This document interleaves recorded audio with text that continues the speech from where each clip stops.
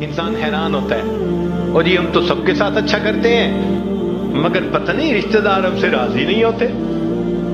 اس کے پیچھے بھی راز ہے، کیوں کہ ہم نے اللہ سے اپنے تعلق کو تو سنوارا نہیں ہوتا، مخلوق سے تعلق کیسے سنورے گا؟ تو فرمایا کہ جو شخص اللہ رب العزت سے اپنے تعلق کو سنوار لیتا ہے، اللہ تعالی مخلوق کے ساتھ اس کے تعلق کو سنوار دیتے ہیں۔ اگر اس کی مثال دیکھنی ہے تو نبی علیہ الصلوۃ والسلام کی مبارک زندگی کو دیکھیے۔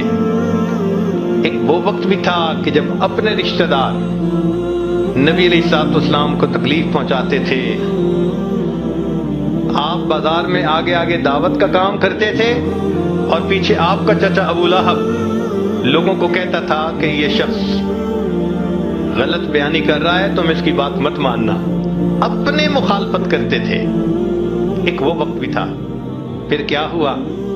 10 سال کے ہی عرصے میں حالات نے وہ پلٹا کھایا کہ جب آپ آ کر فاتح مکہ بن کر بیٹھے تو وہی قریش تھے جو قدموں میں آ کر پڑ گئے اور انہوں نے آپ کی غلامی اختیار کر لی۔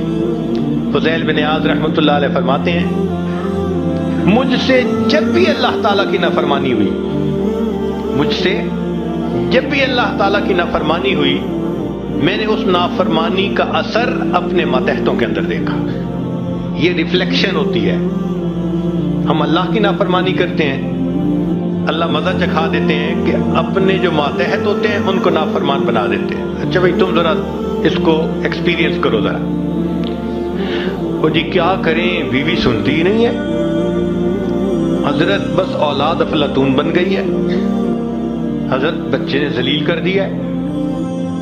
کیوں شکوے ہوتے ہیں ہمیں کہ ہمارے ماتحت ہماری نہیں مانتے، جبکہ ہم اپنے آقا کی نہیں مان رہے ہوتے۔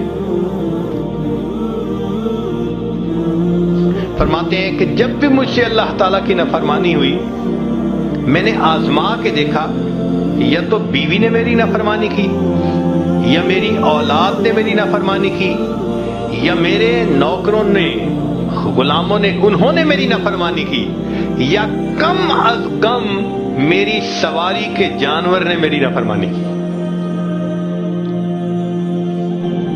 یہ ہے عدل کا بدلہ۔ اپنے آقا کی نافرمانی کریں گے، اللہ تعالیٰ ماتحتوں کو نافرمان بنا کر دکھائیں گے۔ اس لیے اولاد کے شکوے کرنے کی ضرورت نہیں ہے، بیوی کے شکوے کرنے کی ضرورت نہیں ہے۔ سمپل سی بات ہے، اللہ رب العزت سے اپنے تعلق کو سنوار لیجئے، اللہ تعالیٰ مخلوق سے ہمارے تعلق کو سنوار دے، سب کے دلوں میں محبت ڈال دے۔